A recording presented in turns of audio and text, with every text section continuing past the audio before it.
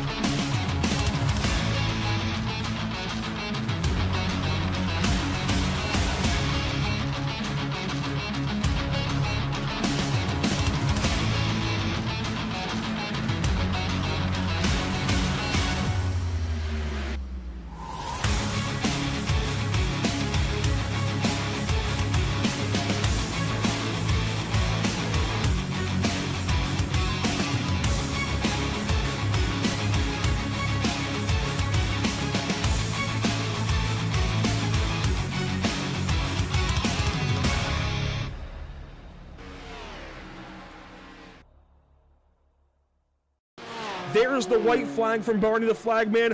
1 lap to go at Long Beach. White flag is out, brought to you by Whiplash Sim Cams. Yeah, can really hold him off. He looked like he's started to gap Cantonio just ever so slightly. Got about half of a second. It's been hovering right around there. Oh, Cantonio really pushing. He's sideways out of turn number 1. But Rayleigh just keeping that car pointed in the right direction. Nice and smooth, able to keep it going. It's going to be tough. Antonio knows that there's not very many chances, even if he can get close enough to him to make a move. So we'll see as they come through 6 and 7, head toward turn 8 onto the backstretch. Deeper in the field, nothing changing. Lap traffic ahead. It's Kevin Peak and Bradley Alvis right in front of our race leaders down East Seaside Way. And to turn number 9 for the final time. Lap traffic in the way, and Rayleigh goes for it on Peak. He sends it into turn 9. He knows he can't wait. He knows he can't give an opportunity to Kevin Cantonio. Cantonio's going to take it anyway. Ships it into the hairpin, and Rayleigh's going to get away. Thomas Rayleigh is going to be a race winner in the North American Racing League. A last lap bump and run wasn't enough. This man wins at Long Beach. Wow, what a finish coming through that hairpin. I thought they were all going to wad it up. We had lap traffic in there, staying in there.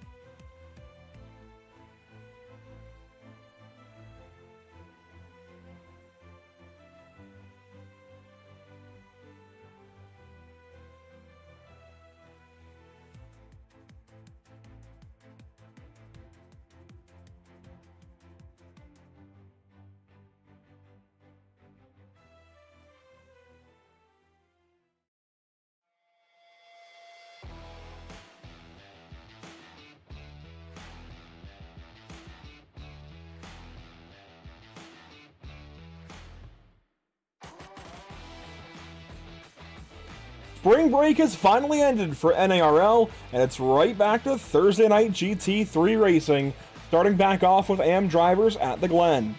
While NASCAR has its fun on the shorter cup course here, the boot draws the ire of those who dabble in both NASCAR and sports car racing, and has even seen its fair share of open wheel racing in decades past. Welcome to Pit Stop TV in the virtual Watkins, Glen, New York. My name is Andrew Cardone IV with Chris Winstone alongside, and it's a pleasure as always to join you for coverage of North American Racing League GT3 Season number 9. Tonight's coverage from the Glen is brought to you by Muradness, by JS Consulting, and by Screw Compressor Service Incorporated. And boy, this is good to be back. It's been a while, Chris. I'm rusty as far as my GT3 and sports car stuff goes. We'll see how tonight goes. Of course, it's going to be a fun one. Watkins Glen is always a great place to race, whether it's on the shorter cup course or the boot layout here, or even one of the classic layouts. Watkins Glen is just a really cool place to race.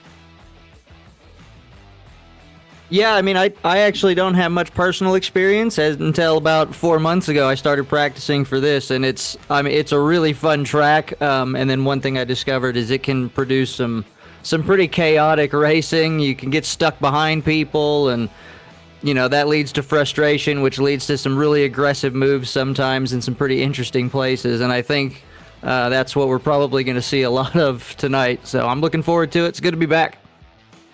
It is good to be back. It's about a month since we last raced with these guys. In fact, if we look at the series schedule, we can show you just how long it's been. It's been since March 5th. I mean, literally 4 weeks or something like that. It's been a bit of time, but now we're set up for I think 7 straight weeks and 1 week off before we finalize the pro calendar. That will be back on May 28th later this year. So through April and May, we're pretty much just racing straight through. There's one off week that's May 21st. That's because I'll be actually working a broadcast in the real world at Hickory Motor Speedway. So I just, one of those things where I'm already booked that day. So we'll be taking that 1 week off and then capping off the pro season on May 28th. And I mean, this is a great time of year to go racing anyways. IndyCar's gotten going, Formula One's gotten going, NASCAR is pretty much in their mid-season swing. IMSA was just at Sebring, right? And I'm sure Long Beach is coming up with them, and IndyCar both.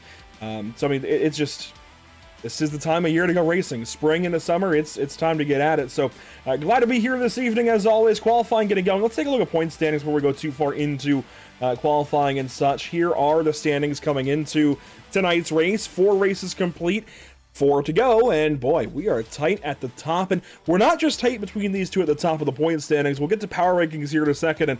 And Chris, you and I were just looking at them. They are tight between these two, but it's interesting. I won't spoil anything. The arrangement we have here in points is not quite the same as we have in power rankings.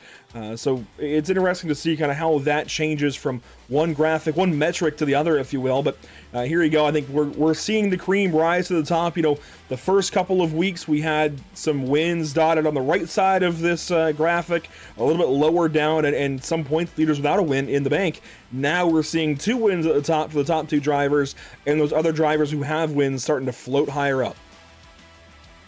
Yeah, definitely. It's it's a game of consistency, and I think we're seeing that. You see, 1 and 2 both got a couple of wins under the belt. El Crudo just swept an event, which is really cool to see. But yeah, with only 3 points between them, and those guys have things figured out. But one thing I'm wondering how much the break will have actually shaken things up, because one thing with a long break like that, there might have been some guys who were on the cusp there. Pierre Thompson, Almiron, those guys might see who put in the work and maybe who got a little complacent, and maybe see if these switch up or even tighten up even more at the top with some new people coming in. Yeah, so I was wondering the same thing actually building the power rankings graphic earlier this afternoon. Wondering, are these guys actually going to be in the same kind of rhythm they were in back in March? And, March, not just 2 days ago March, but 4 weeks ago.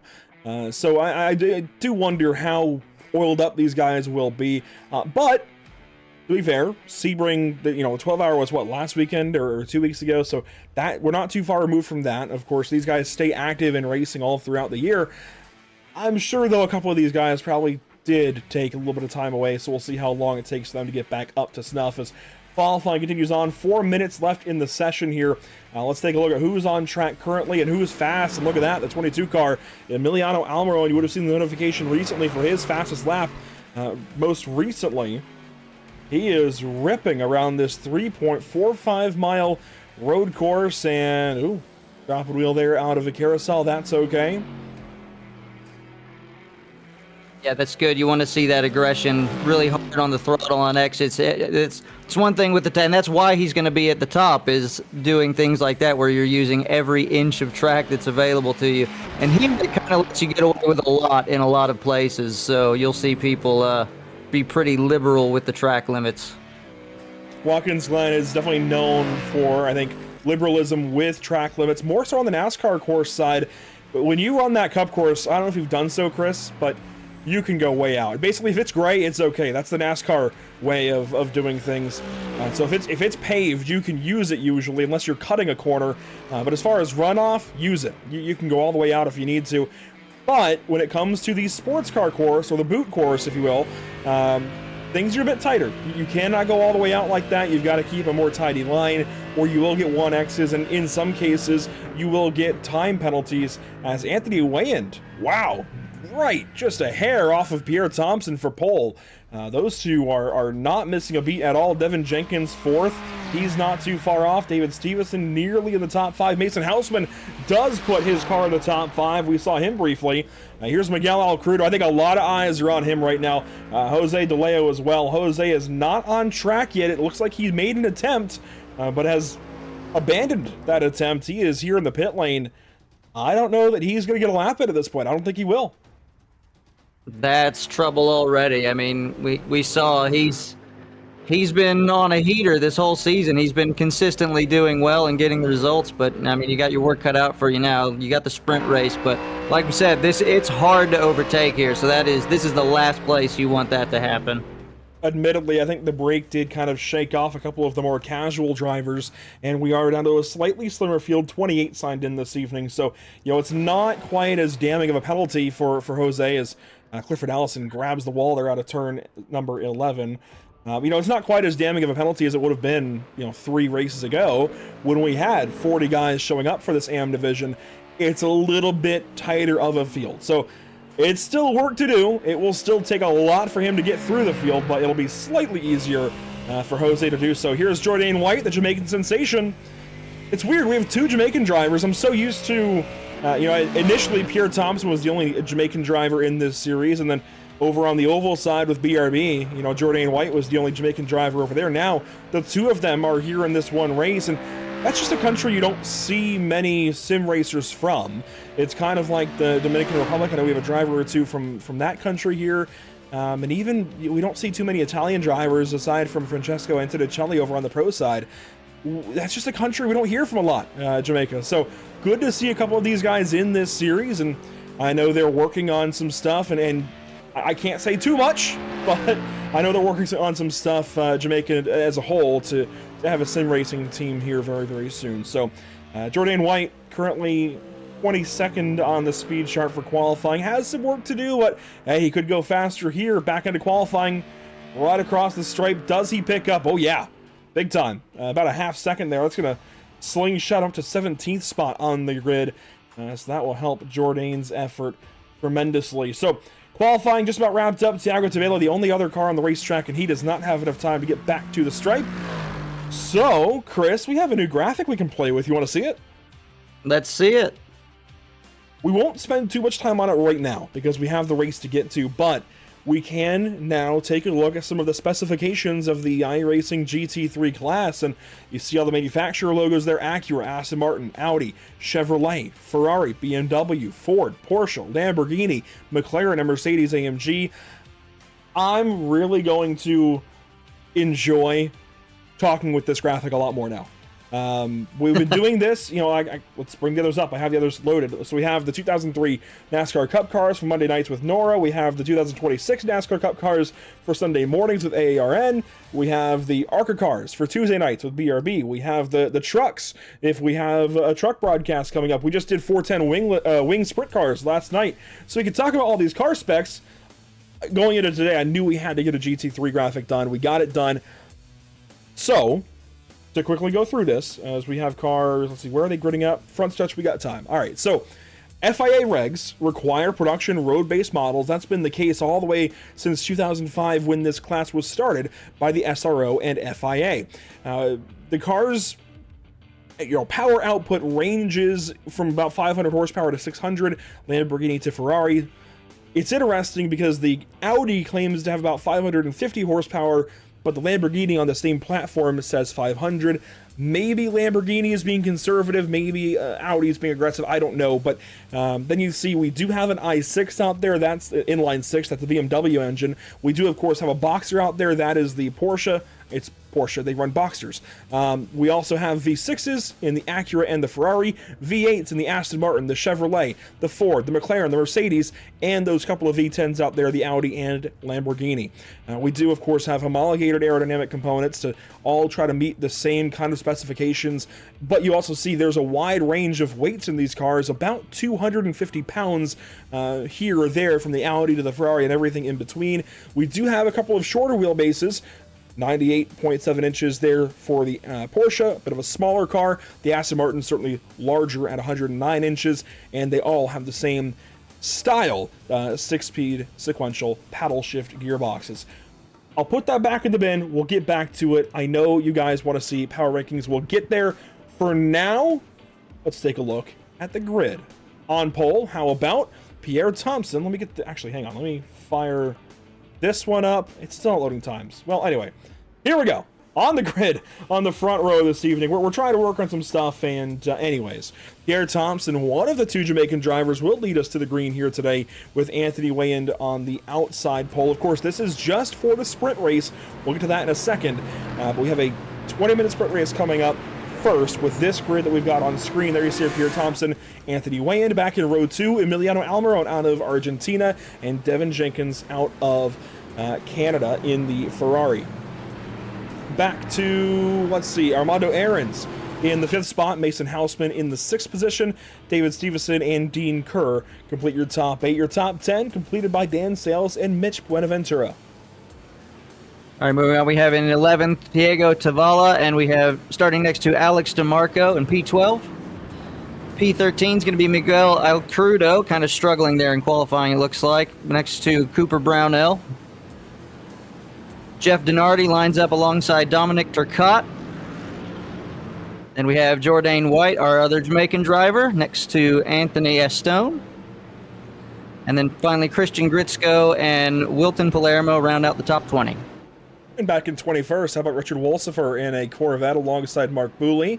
And in 23rd spot, Armando Aharon. That's the driver that I knew we had out of the Dominican Republic alongside Braxton Skinner out of the United States. Logan Smith there in the number 17. He starts 25th. And Jose De Leo, man, he's got a lot of work to do from 26th on the grid out of Puerto Rico.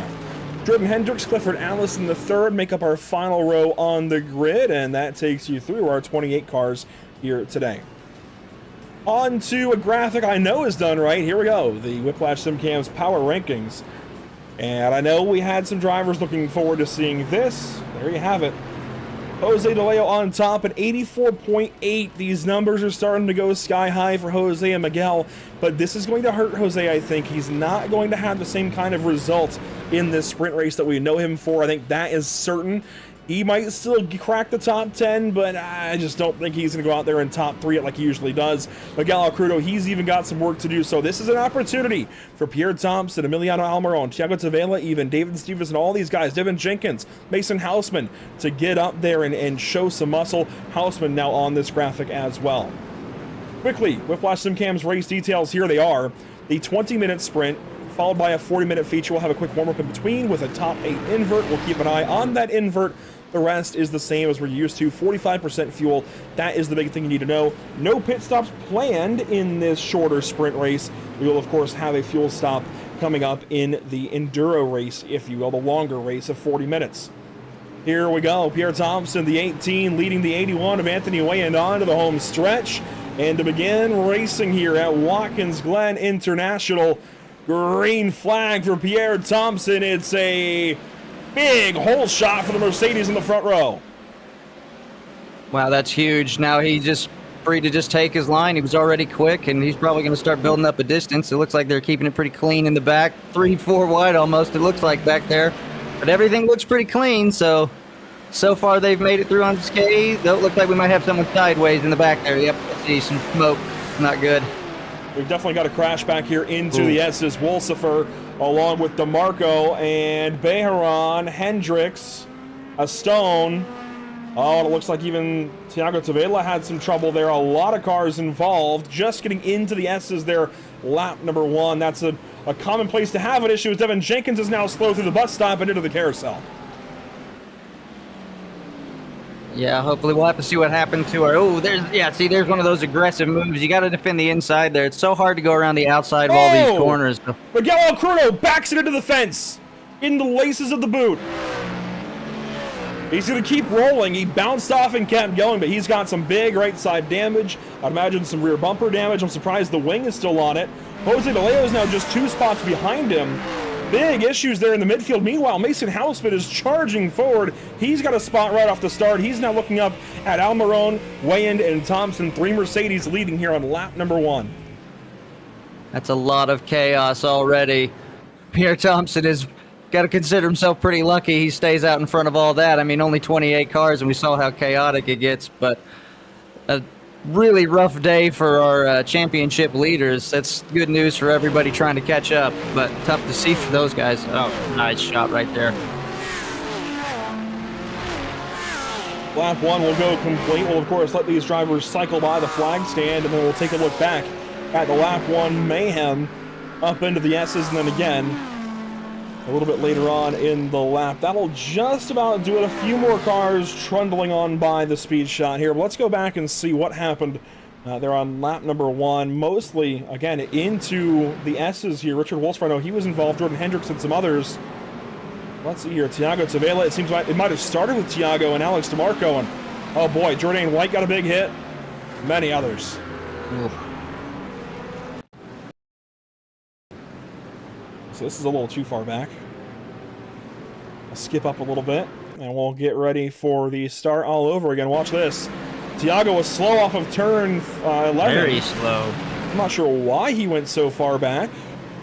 Maybe in the wrong gear, possibly. So he's already trying to get spots back. And on the outside of the 99, just made a mistake. That was Anthony Estone in the Mercedes, and that's a choke point of the race course here.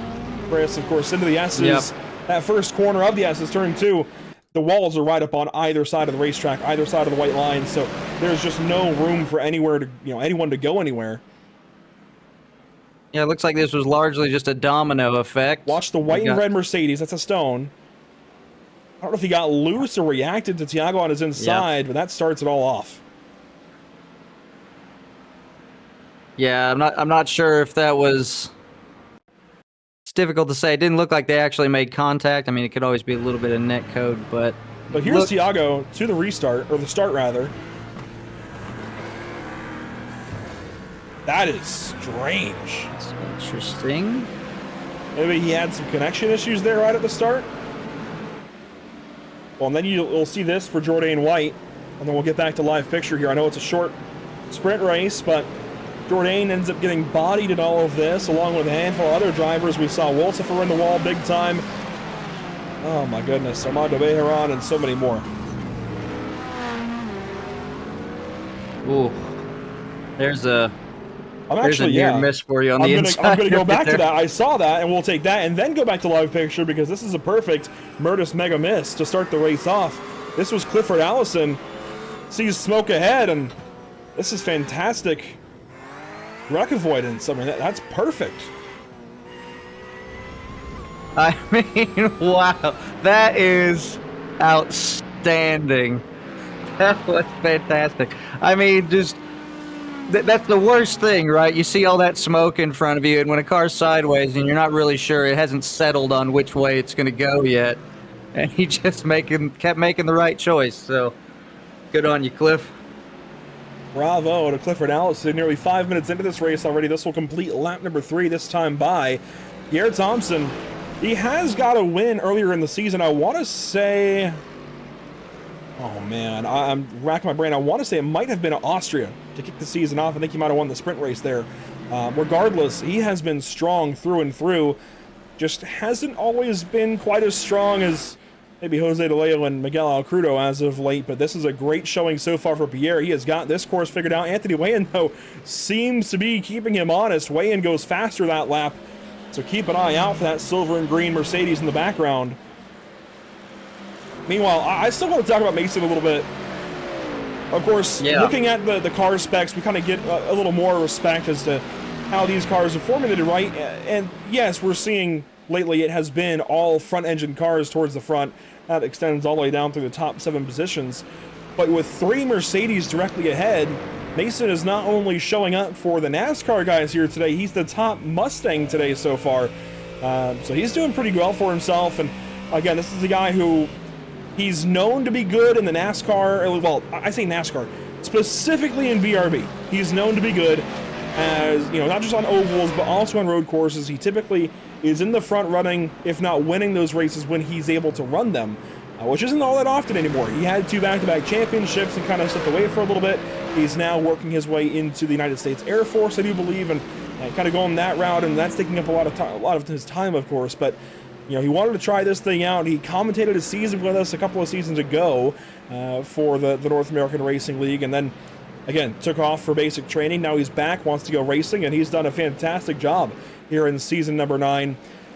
Admittedly, it took him a couple of weeks to kind of get things figured out. I feel like, Chris, the first couple of rounds were just abysmal, random things happening. Really, first 3 rounds, but Mexico City went really well. This is looking even better. Yeah, definitely. I mean, we've seen he's always got the pace. He's always been near the front on pace. So he's tucked right in behind there. We'll see how if he can make a move soon. Yeah, you can see Almiron's feeling that pressure when you start running out real wide out there. You get a 1X, but it's way out there before you get a slowdown. So if you're feeling the pressure, you might use a little bit of extra space. But as I was saying about Mason, he's always had the pace to be near the front. It's just connection issues, caught up in the chaos that can often ensue on the in the GT world of racing, which really planted through that chicane. That's really nice. But it's good to see him out in the front where he kind of should be, I think. I think this is kind of where he should be. I definitely think if he's able to stick at this for a while, he could be in conversation for Pro-Am in a season or 2. I don't know. It sounds like Scott Reister has some plans and some ambition to go back Porsche Cup racing with the North American Racing League, and we would certainly welcome that with open arms. But as far as GT3 goes, there's a problem back here for Jeff Denardi. As far as GT3 goes, Mason clearly has got it figured out. I think if we were able to continue with this for a little while longer, he very well could be in the running to move up to Pro-Am. There's just a loose moment for Jeff Denardi. I hate that we spent so much time on the Turn 1 replay. We couldn't get a chance to see what happened to Miguel Alcrudo, but he was the other car there.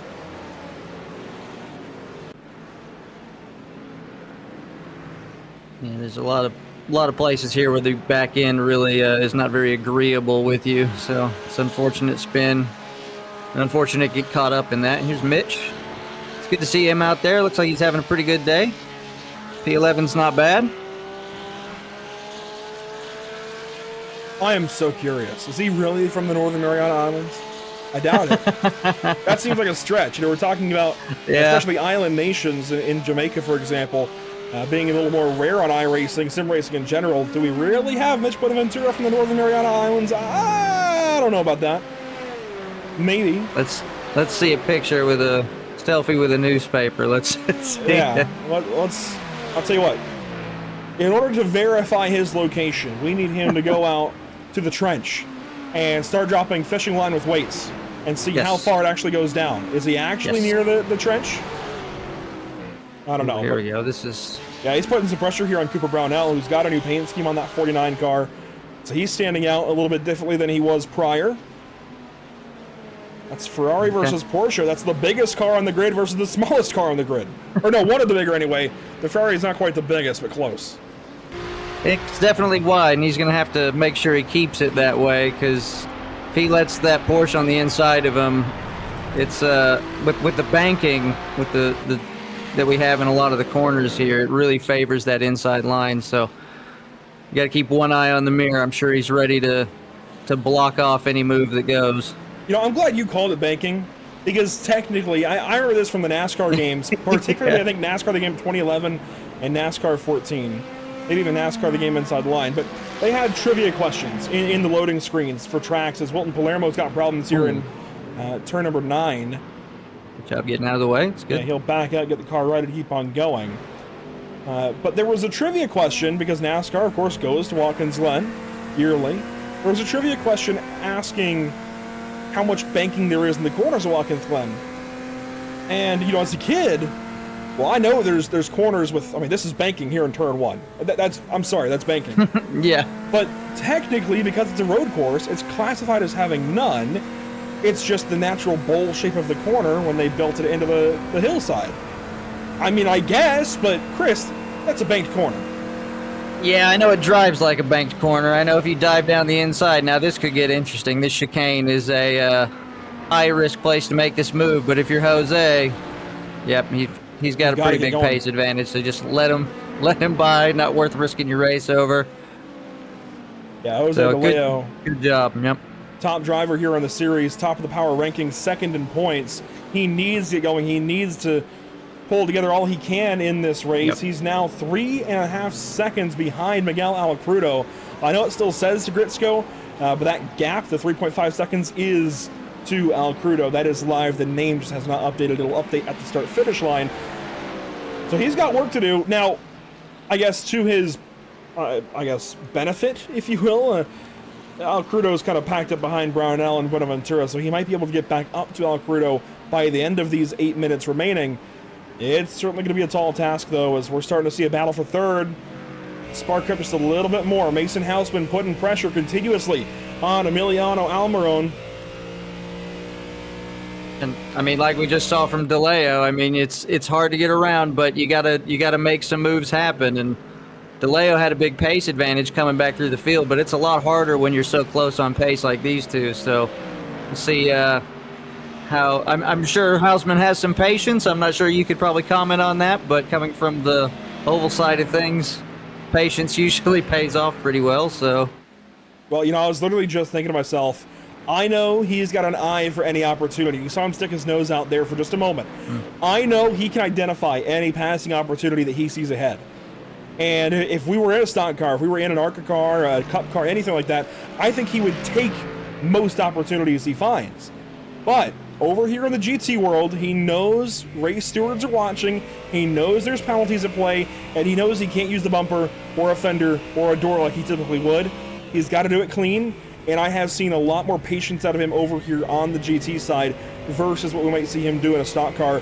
And I appreciate that about a driver, the versatility to recognize when you should and should not make certain kind of moves.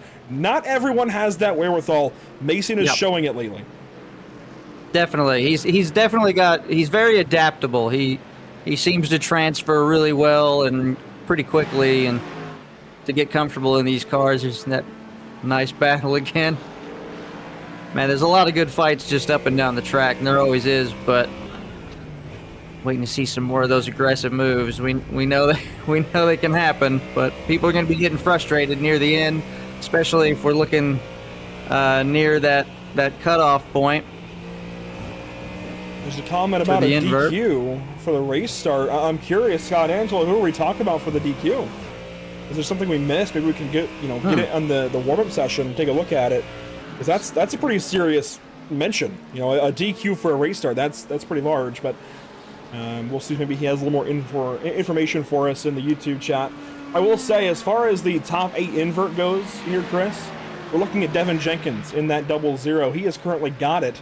He's chasing Dean Kerr, though, and I wonder how pressed is he to pass that purple Mercedes? Will he just sit in the wake and accept that he's got a pole position if he just maintains this position? That could be a pretty good strategy, because you know, like we've been talking about, if you can just get that track position from him and get that clean air, you know there's faster guys behind you, but it's going to take them so long to work through that traffic. So there's I feel like if he a really good chance you could hang on to it. If he can protect the pole position and actually use it to his advantage, of course the starter, whoever starts first, has the biggest advantage when we go green. They get to kind of choose when the field starts. He can get a launch, a hole shot, and try to get a gap and hold that spot. I feel like the upside potential is greater for him to sit 8th right here and start first in the feature versus just getting this 7th position, potentially putting himself in a spot to crash even with Dean. And then, sure, you're still in the front row, but you're starting 2nd as opposed to 1st. I think because of the start advantage that he would have, I think 8th might actually be better. I might not say this in a pro race, though, because the multi-class, it's a little bit different with pros bearing down on you if you're a pro-am. But where this is all one class of driver, I think the upside might actually be better to sit and wait if you're Devin Jenkins. Now, Chris, you know as well as anybody, if you're a race car driver, you want to go past any cars you can. So, if you're Devin here, that's going to be conflicting. Yeah, true, but there is that one thing. You really want to win a race is the main thing. Every single one of these guys just wants to be first across the line, especially for the feature race, both if possible. But, you can't win here, but you know that if you stay here in 8th, it is, of all the tracks, I think this might be the one you have a really, really good shot of turning that into a race win and hanging on to that. 40 minutes is a long time to hang on to it, but I think he can do it. These guys working here in positions 7 and 8. Still a couple of laps remaining. In fact, when Pierre Thompson comes back around to the start-finish line, we are expected to take 2 laps to go. And based on the time remaining, I think that will be the case for Pierre. Now, he has a pretty healthy lead. It's not guaranteed, though, that he wins this race. He's got to stay honest here. He's got to continue to execute. 1.6 seconds is a lot of time on the racetrack, but if he starts to falter, if he slips up anywhere, I think with the draft especially, Weigh-In certainly can run him down. Certainly, yeah, and you got to be careful of places like we saw, a couple of spins, self-induced spins already. I saw several more in practice. That turn 9 can be especially treacherous. You've got some places where there's downhill braking, and turn 9 is you're braking over the crest of a hill, and then trying to get the car, you're trailing into that left-hander, and it just makes the back end so light. So towards the end here, the tires should still be in good shape. It's just a sprint. Oh, that's a hard hit into the wall. Jordan White hard in the outside wall there between turn 10 and 11. Unfortunately, he's got to head straight to the pit lane there with 2 laps to go. He's actually going to tow. I'm not sure why, but let's see the incident here with Alex DeMarco. I was just noticing how close these two were. They're racing with some of the lead lap drivers. DeMarco gets the curb, comes out, and grabs Jordan, and Jordan hard into the wall there. The tire pack couldn't save him. These guys are getting aggressive. You see they're racing with lead lap cars as lapped cars. That's always tricky, but yeah, Alex got position on him there in turn 9. And then here in turn 10, the purple highlighted Mustang gets into the blue Mustang right there. DeMarco just barely got him. And there was some netcode at play, but I think they would have rubbed regardless. Would they have crashed? That's hard to say, but I think there would have been contact no matter what at the very least. As Mark Booley and Logan Smith were just around that fight, swap spots. Smith falls back to 15th, Booley up to 14th. But there is no shortage of racing on the racetrack right now with 2 laps to go, Chris. These guys are getting racy all over. Yeah, we knew we would see it. We see it every week, and, this track has a tendency to produce that. So, but yeah, Pierre, that's a nice big gap. He's got to be getting pretty comfortable. This is a great battle for the podium here. Been waiting. He's been patient. He has been very patient, but I think it's just kind of a case like, if you're the car in front, you don't have to be faster everywhere. There's just a few places you need to be quicker, so that you can defend your position. You really just need a good exit out of turn 1, I think, and you can probably defend most of the rest of the racetrack if you're evenly enough matched. I think just get a good run out of turn 1 through the S's, nail your marks through all of there, and as long as you don't give something up into the bus stop, you can probably defend wheel to wheel the rest of the racetrack if you're again evenly matched in pace, and it seems like these two are. Almiron versus Houseman here. Now for that invert spot, there's Devin Jenkins still hot on the back bumper of Dean Kerr. I don't know how aggressive he is as far as trying to pass that purple Mercedes ahead as these three continue to fight Brownell, Buenaventura, and Alcrudo. So again, no shortage of racing, but this sprint race quickly coming to a close with Pierre Thompson out ahead in car number 18. He might not be dubbed the Jamaican sensation, but I tell you what, he's given the field some kind of sensation to go beat him in the feature race coming up in a couple of moments. Because Pierre Thompson will grab himself a sprint race win here at Watkins Glen. Off of turn number 11, just a quick run to the stripe, and that is it for our sprint race here at the Glen. You see no dice there for Houseman on Almiron. We still have other battles. Devin Jenkins still hot on the coattails of Dean Kerr. No dice there. Buenaventura couldn't quite get to Brownell. It's going to be a drag race back, but Brownell will hang on to that spot. The Porsche of Buenaventura has to settle for 11th, and then here is another little fight. Logan Smith, Braxton Skinner. It could still flip here, Chris. Yeah, he's a little far back. He's going to have to get a really good run out of here. Let's see, going to miss the apex. That's a good run, but yeah, bounced off the wall, you know. Sometimes you got to play the bounce, but not to be today. He gave it a shot, but no dice for Braxton Skinner there, trying to get that 15th position. So a couple more cars will come back by. It looks like Clifford Allison might be the final car to finish here in the sprint race at Watkins Glen, and that will take us into the feature. It's a great question out in the YouTube chat, actually, from Zach. So the pros will race next week. All the big I ratings, they will race next week. And our very own Chris Winstone, who's commentating with me this evening, Chris, you'll be in that race, but you won't be here at Watkins Glen. You guys are getting ready for Suzuka. Yep, that's what I've spent my break practicing, so that's why I haven't done any running on here in about 4 months. But yeah, got plenty of Suzuka in. That's going to be a really fun one. It's all about timing and flow, and there's a lot of connected corners. If you get one corner wrong, then you're losing time for the next 4 or 5. But I'm really excited for it. Suzuka is one of my favorites, so it's going to be really fun. Here's a look at the upcoming broadcasts here on Pit Stop TV the next week or so. A little bit extra, actually. Next week, a little bit lighter for us. A chance to breathe here in April. It's been a busy March, and we'll continue to stay busy throughout the spring. Just a slight detour from that next week as we are off for Easter with the All-American Racing Network on Sunday and the NORL Retro Cup Series on Monday. AARN will still race. That'll be an alternate coverage on Sunday morning, Easter morning, but we will not be broadcasting that, unfortunately. And then Monday, Easter Monday, the NORL Retro Cup Series actually is off. So they are taking the week off themselves and then getting back to it the week after at Darlington Raceway. In the meantime, next week, you see we've got the BRB Sundance Pro Series season opener at Daytona on April the 7th. And then the North American Racing League, of course, the pros getting at it at Suzuka. So a lot of great racing still coming up. The rest of the month is jam-packed. We've got dirt racing again back on the channel. We did that last night at I-55. We've got more on the way soon from Lucas Oil Speedway on April the 15th.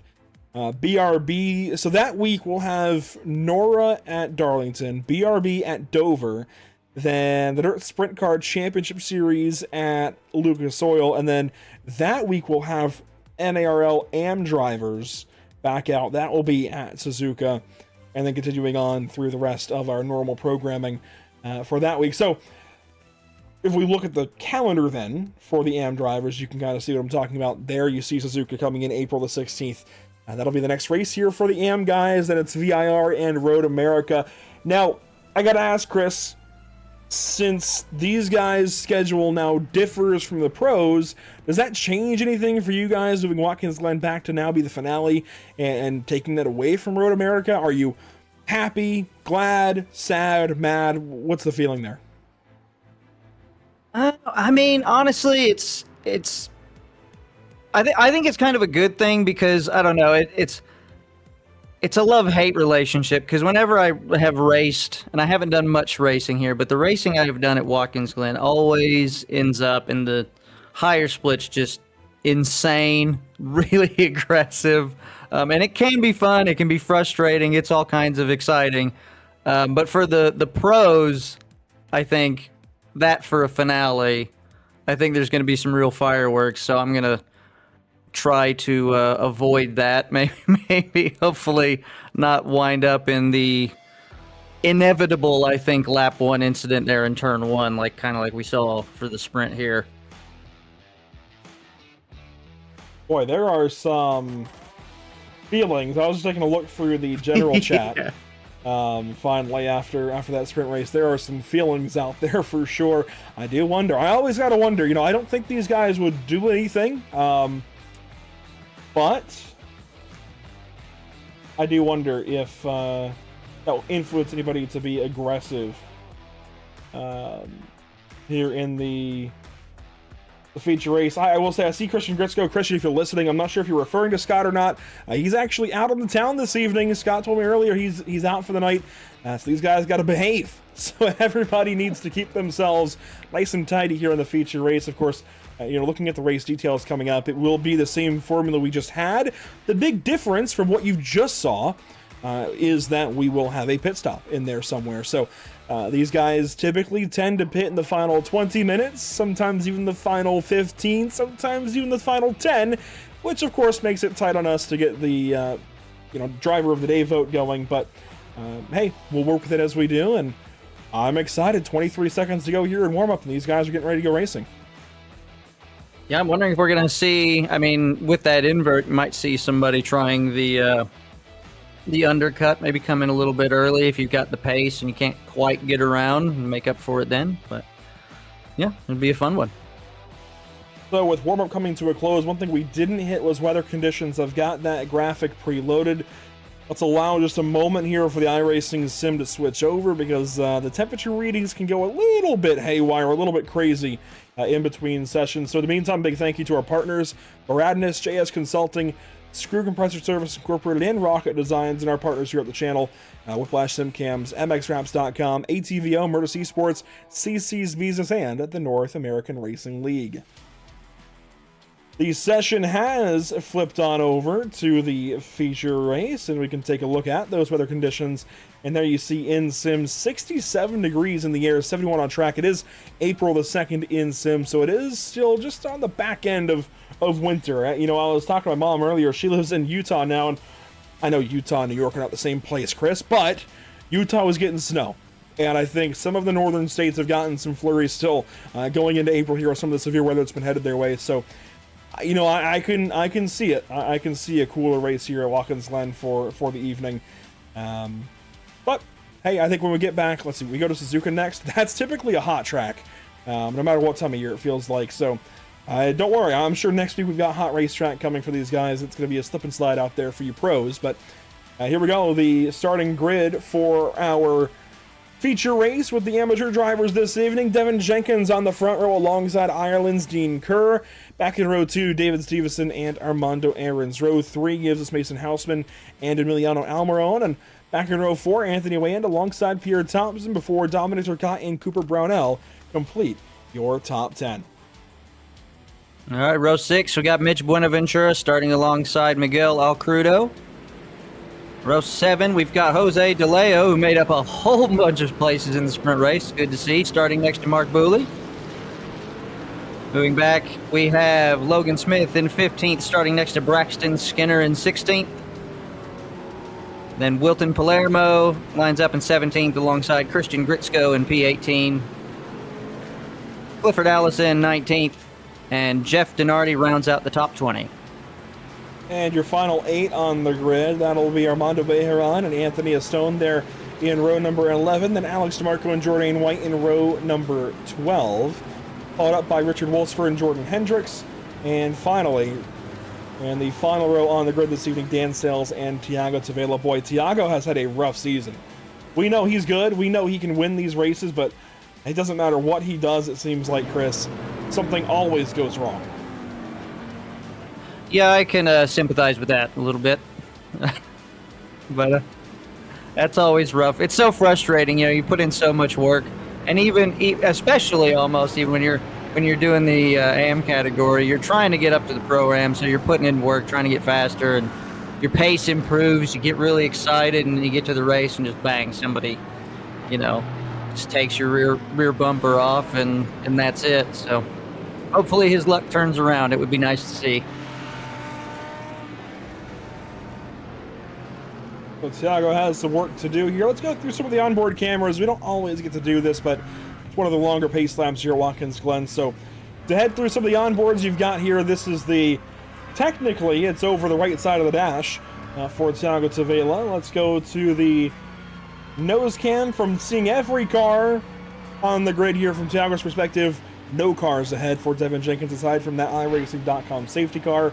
For Dean Kerr, he has got every other car in the mirror here from his Mercedes-AMG.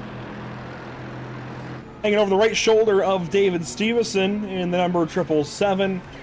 And Dominic Turcotte has got one looking back here over the side of his Chevrolet Corvette. For Mark Booley, we can look over the right side of his Mercedes-AMG. We, of course, also have the driver's eye POV. Here's Christian Gritzko in that Ford Mustang. That about does it for onboard cameras. There are quite a few of them, but iRacing limits us to, let's see, 1, 2, 3, 8 of them, it looks like. We do what we can. We've got some pretty cool perspectives that you don't see too many other places. But the feature race on the way. Again, 40 minutes. We expect a pit stop somewhere after halfway. Typically, we do sometimes see drivers pit in the first half of the race. Typically, it's that back half, sometimes even the final quarter of the race, depending on fuel savings. And these guys will be saving fuel at the front of the field. I can bet you that. Out of turn number 11, though, Devin Jenkins, a Canadian, alongside Dean Kerr, the Irishman. Green flag down the front straight at Watkins Glen. We are racing, feature racing for AM drivers at Watkins Glen. Once again, we see the leader gets a huge run on the start. 3 wide behind him. Mason Hausman makes up a place. That's a great move by him. All around. Cooper trouble. Brownell, the 49. And it's big trouble up to the S's. This is tragedy for most of the field. Pitch Buenaventura, Jordan White maybe with some trouble. Devin Jenkins certainly. Oh, wait. Devin Jenkins. He was our pole sitter. He's junked. Yeah, that happened. I think that happened in front of that spin we saw at almost the same time, but I couldn't see what happened to him. I don't know if somebody got into him, but there you go. We have a new leader. All of that waiting behind Dean Kerr in the sprint race just for it to go down the drain. Lap 1, I think turn 2 of the feature. That has got a sting for Devin Jenkins. Now you've got a battle here, weighing up the inside of Stevenson. He's trying to go. It's not going to work. Mason Hausman now looks at the opportunity to try to go by the 81 car. He will get alongside the number 81 briefly, but Wayan has got the run down to turn number 8. Crossing around there. Battle now in the 8th corner. Alex DeMarco in trouble. Boy, we've got a few replays to go through, that's for sure. This is a great fight here. That brings our sprint winner back into contention. He's going to stick it up the inside there of 9. And that's pretty much job done. It's hard to attack on the outside of that, and that just puts him in trouble. Yeah, there you go. Slot in, keep your position, and start working on it. So Pierre Thompson from 8th up to 5th, lap 1, of course, with Devin Jenkins heading out. Well, that's one spot for him, but he still had to work on the other 2 as these guys complete lap number 1. Boy, oh boy, that was not at all how I expected that first lap to go. Dean Kerr out ahead. Armando Aarons 2nd. That's not Alcrudo. That's Aarons. Then Wayne, Stevenson, and Thompson your top 5. Hausman, Almiron, Turcotte, Alcrudo, and Booley your top 10. It seems like we've got just a moment here. Let's wait for the bus stop, but I want to get back to see some of those replays from lap 1. This is the moment now to turn, well, the bus stop between Wayand and Stevenson. That's going to stay nice and tidy. Let's go back.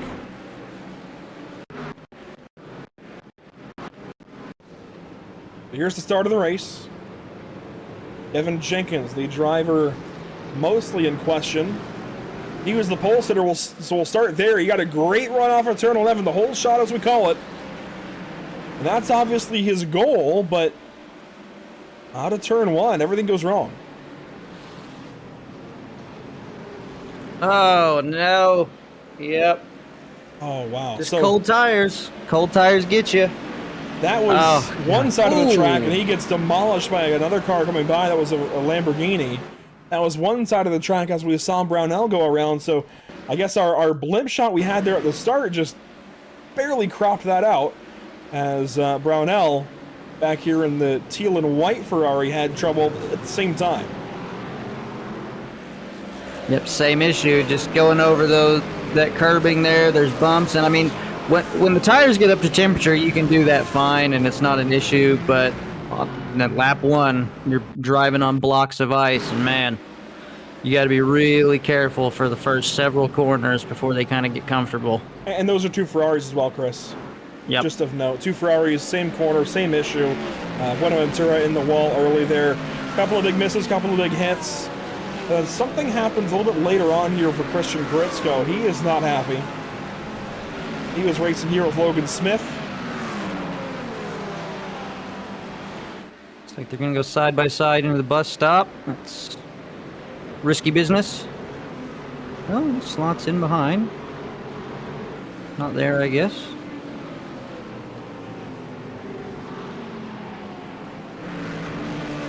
I know Alex DeMarco had issues later in the lap. We might transition over to that, but let's stick with the 91 here of Gritzko just a little bit longer, as one car was off. I think that's Braxton Skinner in the red Spirit Mustang.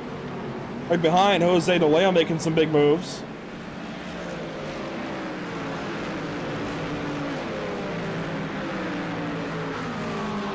Sticking with it just a bit longer. Oh, there was a dive behind there, actually. You saw that with Jose DeLeo making an adjustment as these guys ahead were racing really hard. We saw that lap 1. Where does this happen? Yeah, it's just strange.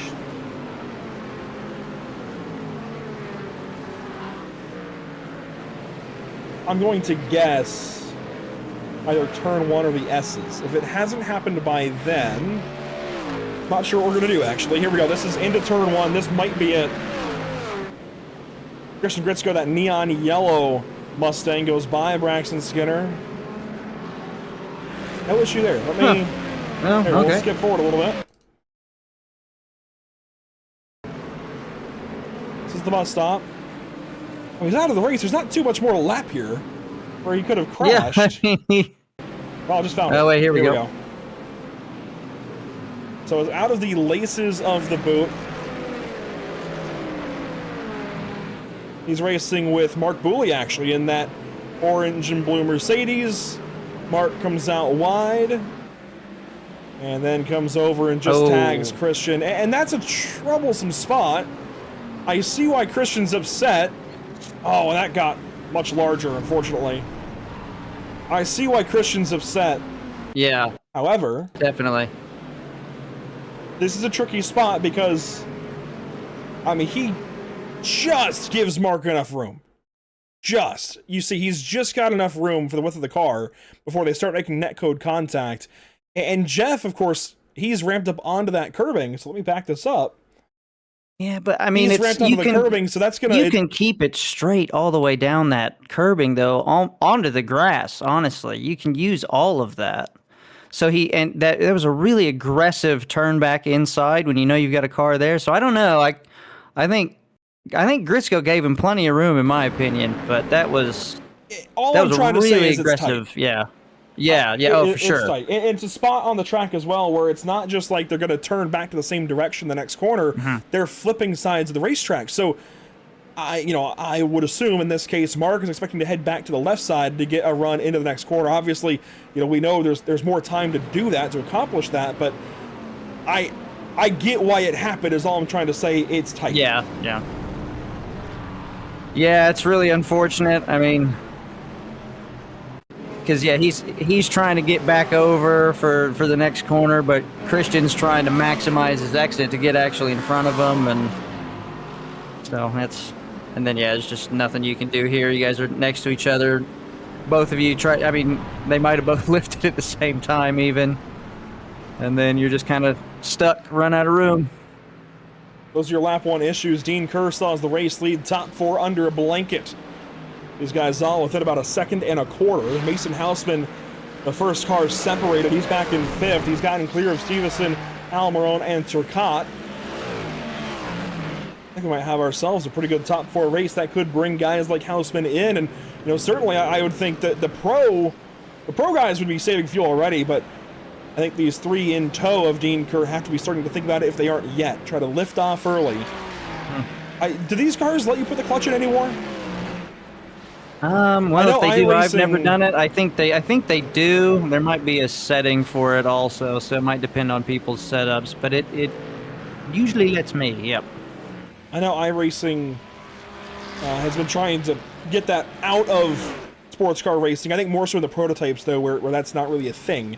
I think in these GT cars, you can still put the clutch in. So, you know, clutch in if you can. Maybe short shift a little bit, get into a higher gear sooner. Try to just save all the fuel you can. That's going to matter here in these pit stops, especially a racetrack like Watkins Glen. Yeah, and I think that's going to be the strategy for guys like Houseman and Stevenson. You know, just kind of do what you can to save as much fuel as possible, shorten that stop, and if you can still stay close, you can make up some time in the stop. And with those guys kind of compressing like they are, with, you know, Thompson catching up, and, you know, Kerr's going to be under pressure. He already is. He got half a second back to Armando, so you're in a safe spot. 2 to 3 seconds back from that race is kind of a good spot to be. You got plenty of room to maneuver without losing too much pace if something should go horribly wrong. You see DeLeo's worked himself up to P10 already. That's looking good. And El Crudo. So there's our top 2 in the championship. And for them, well, for El Crudo specifically, he's in a Sunday drive sandwich. You know, a couple of older guys with golf caps on, you know, top down. Typically, they got a Corvette and their wife in the passenger seat. But yeah, 2 Corvettes, one ahead, one behind of Al Crudo. The car ahead is Dominic Turcotte. The car behind is Jose DeLeo.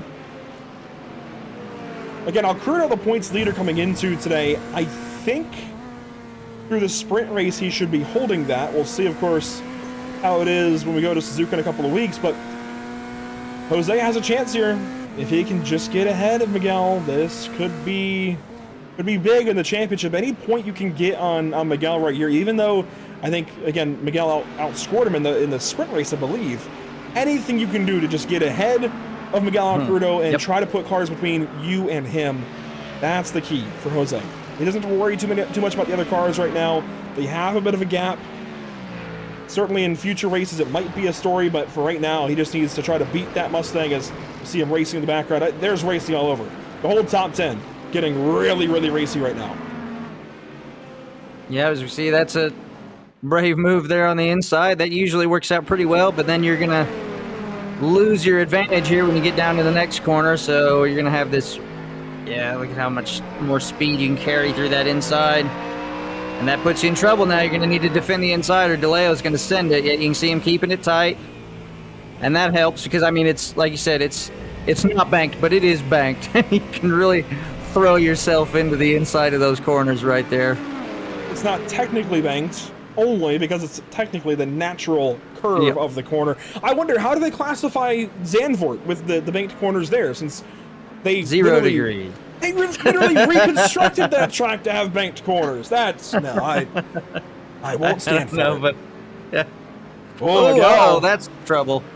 That was a hard hit. It looks like it might be leaning a little bit. And Miguel, he's got damage on the left side of the car now. He had damage on the right side in the sprint. Oh, and he got some grass there into the braking zone of turn 11. Here comes Jose DeLeo. Yeah, he's in trouble, and DeLeo, that's just what you want to see. He's under pressure. Yeah, I think he might be broken a little bit. Looked like he didn't defend too hard. He might be nursing that rear right now. Yeah, heads up racing on Miguel Alcrudo, except that the car behind you has caught you and is passing you for a reason. And just don't fight too much when you don't need to. It's still early in this race, 40 minutes long. We're not even 15 minutes in. Be smart. That was very smart from Miguel. Very. And, I mean, you got a fast repair, so... Oh, maybe not so smart. Wow! Yeah, man, I think he might be struggling there at the back. You got to get it around. It might be, I mean, wondering if you can again. Now, see, this is the interesting thing because we haven't done this race yet. I don't know if that pit window is open yet. I think it probably is. If he, I think he should be fine. The trouble, I think, Chris, is he might have to stretch it, and that's harder to do because he'd be pitting alone. He wouldn't have other cars pitting with him. So maybe, you know, if he could convince Armando Aarons to pit, maybe, but he's too far behind Armando, so scratch that. And Armando's keeping the pressure up on Dean, but I mean, we've compressed up now. It's only half a second between the top 3. Oh yeah, these guys are really tight right here. This is for the race lead: Dean Kerr, Armando Aarons, Anthony Wayand, and Pierre Thompson. So all of these guys are going to be, especially Pierre, I mean, because we know he's got the quickest pace overall, most likely, of the guys in this top 4. So you see a little flashing out of Wayand. He get a little impatient. There's that dive through turn 1. Aarons losing some time. Wayand going to pull up on him through the S's onto the back straight. They do have a lapped car ahead. I believe that is Devin Jenkins. It is. So Jenkins, who started this race on pole by finishing 8th in the sprint race, he is just up the road from these leaders, right behind Jeff Denardi. They each took fast repairs there. Jeff Denardi was the car that clobbered the ever-living daylights out of Devin Jenkins there on the start in that initial incident in turn 2. Yeah, that's pretty disheartening to see. You know, you should have been the one leading the race at this point if you would have just kind of kept it together a little bit for a little bit longer and let the tires heat up. But that's, you know, that's part of the AM experience. You're learning all those kind of things, and so that's one you'll remember, and be a little bit more careful on those tires next time. But hey, I mean, I got to say props to him for getting back out there and actually putting the laps in and finishing the race. It's good, you know. It's been a long break. You need the seat time. Yeah, I always appreciate when drivers are down but not out, and they continue on. And they just stick with it. They don't quit. Wilton Palermo and Christian Gritsko are the only 2 cars off. You know, I would have liked to see them continue and just try to stay on the racetrack as long as they can, but, you know, guys like Alex DeMarco, Mitch Buenaventura, Devin Jenkins, Jeff Denardi, Mark Booley, they all had issues there at the start. They're still in it. They're not giving up. They want to keep racing, and I always appreciate that. You know, they paid to run this race. As Pierre Thompson heads to the pit lane, this is somewhat puzzling. I guess the advantage is if he feels like he's getting held up, he can now run his own pace, but I don't think there's enough upside to this because he's going to be pitting on his own, no draft when he re-enters the racetrack.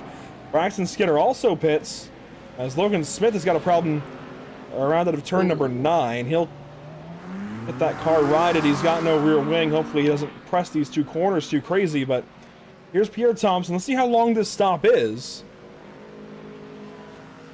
I like it. I think I like this call because, I mean, you got to figure, you know, Dean was P7 in the sprint race. So he's quick, but he doesn't have, you know, that outright pace, and he's going to be slowing down the guys in front. And here you go. Man. Here you go. Yeah, but this is traffic that's slower than him. It's now hurting Pierre a little bit. He'll get clear of DeMarco, it looks like, with Allison, and I believe that's Jordan Hendricks in the BMW. You got to hang on to this. There we go. But he's not going to be able to draft off of them. I mean, he just left them quickly through the bus stop. I think he might make up for that, though, because I think Dean's going to be, because, I mean, yeah, they're within 2 tenths, 3 tenths. They're racing each other, going to be slowing each other down. Dean already doesn't have the same pace to begin with, so I'm wondering if even without the draft, he's going to be able to make up. And he was only like a second off the leader, so if he can make up over the course of the next, 6-7 minutes, make up another 2-3 seconds, that could be the race lead for him. I wonder, too, if Pierre was influenced by the lapped cars up ahead for these guys.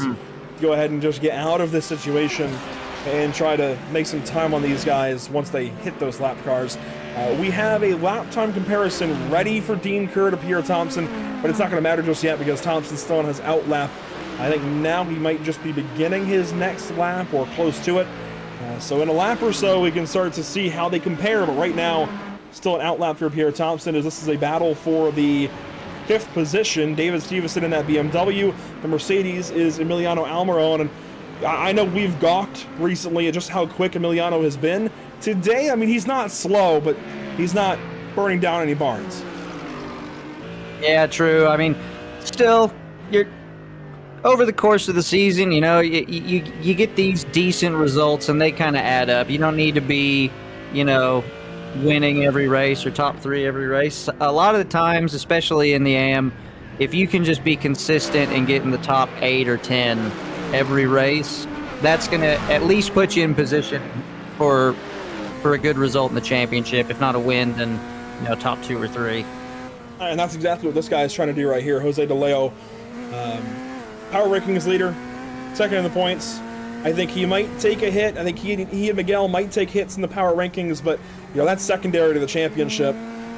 That's obviously what pays. That's what these guys care about. So Jose De Leo trying to make the best out of what he's got currently. Now, there has been a pass made for second. Anthony Wayand has finally gone by Armando Aarons, and this kind of puts Dean Kerr out on an island a little bit and actually kind of saves Mason Houseman. He can now pull their draft as there's that battle with Stevenson and Almiron. Oh, that got close in turn 1. Yeah, we've seen that kind of thing go wrong in the past, but well held between the two of them. And yeah, Mason now, he's got himself, it's like he should be close enough to get a little bit of that toe. Uh-oh. Watch out. Don't back up too far. This is the BMW of Jordan Hendricks. Problems now for Jordan White. He's actually to the pit lane. Interesting time for him to pit, as Jordan Hendricks will get that car righted and back on his way. To recap where Pierre Thompson is at now, he has completed a lap since pitting. Here is that lap time comparison, and you know what? 7/10. That's decent. So, I mean, you keep that up over the next few laps, this could get interesting. So well, let's see. Yeah, I like, that's what I'm saying. I like the call. I think you got to make something happen. And I think he's just got the pace for it. So, you know, hang the draft. I'm going for it. I got this on my own, I guess. You know what, Chris? I think he's got the pass made for sure. You know, I'm looking at the pit lane time for Pierre Thompson. It's 43.7 seconds. See it there, the overall lane time. That's how much time he's in the pit lane. Obviously, that's not how much time he stopped, but 43 seconds, stopped for 14 of them. Maybe I'm a little ahead of myself, but Dean Kerr is currently only 37 seconds ahead. Yeah, he'd have to be on a pretty short fuel stop, and here we go. So we'll see. Now, again, I will kind of back myself up a little bit. Obviously, that time is not how long the car was stopped in pit lane. It's how long it took for the car to traverse pit lane. So it's not technically, you know, an apples to apples comparison. As you see, a lot of the leaders come in: Aarons, Houseman, Stevenson, Turcotte, Wolsifer. Now, Wolsifer stays out, actually, but a bunch of these guys coming in. Alcrudo in this lap. Tavela comes into the background. There's a Stone in the pit lane. Yeah, a lot of drivers coming in right here. Pierre Thompson is going to pass all of them. There we go. And Houseman follows up right behind Armando Aarons. There we go. That's, I mean, he was saving fuel. Caught him up because they were racing each other. And yeah, Pierre's gone. Oh, yeah. Oh, yeah. And Pierre was behind Armando when he pitted. Yeah. He has got he was sitting seconds. P4. 3 positions with his, I mean, that's mega. That is mega. And we saw the difference, 7/10 a lap differences. And so here's that's Pierre Thompson's significant lane and box time. You see 43.7, 14.7. For Aarons, that explains it. 45.1, 17.4. So that's a 3-second difference in the box alone. Dean Kerr should be headed in this lap if the previous trends or anything to go off of. Wayand might be staying out. You see Kerr already in that little run into the pit lane, so he will come in for service in the number 84. That leaves Wayand out for one more lap, and Chris, I think as soon as this cycle is complete, it's about time to think about, maybe 1 or 2 laps after, think about and nominate some drivers for the North American Racing League Driver of the Day. Yeah, I think we've got several standouts already. I don't know if it'll be too difficult today. And guys, if you're watching maybe for one of the first times here at Pit Stop TV, if you don't know what this is, it's something we do in every broadcast now, brought to you by the North American Racing League that we're broadcasting here this evening. But we get to nominate 4 total drivers between the two of us, 2 each, for a YouTube vote, as Pierre Thompson, you see from the blimp, goes ripping by. That is a pass for the lead. He goes right by Dean Kerr, but not by quite as much as Armando Aarons. So Dean is in the neighborhood still. He might be able to run that 18 car down. It's going to be close. But let's bring that graphic back up for a second. You can see vote on YouTube. So if you're on a different platform, if you're on Facebook or Twitch, now is the time to switch over to YouTube, at least to make the vote. As you see, Armando Aarons and Mason Houseman bumper to bumper back here. And now Houseman makes a bet. He goes left, falls back in line. Houseman's been very patient this whole race, and you know it's one thing that's admirable, and we've talked about in GT3 racing. You like to see it because it's, you know, there's strict rules with the stewards, and like we mentioned, penalties and everything. But I think when it comes to this track, I think he might need to harness some of that that aggression from his NASCAR racing, and if he wants to get himself around here. In position, let's see, is he going to make a move? The inside goes Mason Houseman. This is for currently 5th, but I think it'll be for about 3rd when this cycles out, side by side. They might actually slow themselves down. This could now be 4th. Who knows? We'll find out shortly. As Wayan is in the lane, Jose De Leo is now in the lane, and Houseman couldn't quite get it done there in turns 8 or 9. He'll have to keep trying through 10 and 11. And Pierre Thompson onto the front stretch. Can he pass Anthony Wayand? I would assume so. There's Wayand now in the pit lane. He's rolling. That was a decently quick stop here. Pierre Thompson, though, into turn 1. He will go past Anthony Wayand by some measure. Wayand, though, will get second over Dean Kerr, it looks like. Man, battle of the pit strategies today. It looks like Pierre Thompson made the absolute right call, and everybody else done a pretty good. So there we see Dean kind of got ruined almost by the by being out in the lead and not being able to save fuel. So it seemed like some good luck at the beginning, and he did a really good job of holding everyone off. But now you're just trying to hang on to that podium, which I think is definitely still doable. Wow. So okay, first I want to make a note about the gaps between these drivers currently. I wonder if Anthony Wayand can be the link in the chain that Dean Kerr needs to draft back up to Pierre Thompson. It's a maybe. We'll see. But Chris, I just got word in the YouTube chat. Mitch is absolutely from the Northern Marianas Islands. He's from Saipan. Nice. All right, there we go. Raised. That's cool. That's excellent. In terms of countries, islands, and such that we just don't see very often in iRacing, that's one of them. That's cool. But here we go, race lead. 18 versus 81. Pierre Thompson versus Anthony Wayand. And as soon as these two get racing, this could bring Dean Kerr back into it, and Aarons, and Houseman. This could be a fun little fight. 13 minutes to go. Wayand looks like he may have been keeping something in the tank for a while, or... Man, he's got so much more pace. I wonder, does Thompson have some damage or something, or... Goes right on by. Pierre Thompson lets him have it in turn 1. I'm surprised by that. Yeah. Maybe with the early stop, he feels like he needs to save a little bit of fuel. Could be. Maybe he's just... Because, I mean, he's not pulling away. We'll see if he pulls away over the course of the lap, but... It would seem strange if Anthony found that much pace just kind of all of a sudden. But... Yeah, I mean, Pierre could be sitting back to save some fuel here as Cooper Brownell is now in the pit lane for service. This seems to be, of course, well, he had the issue earlier, so it seems to be kind of recovering from all of that. But, yeah, I wonder if Wayand is good on fuel, and if maybe Pierre Thompson is maybe a little bit lighter, although Thompson took less, or more time in the pit lane, the pit box, rather, so more time fueling than Wayand. So there could be a couple things at play. He could be trying to force Wayand to run out. He could be trying to save for himself. Because, of course, yes, Pierre Thompson took more time in the box, but he could have burnt more fuel. And certainly being on his own, he would have.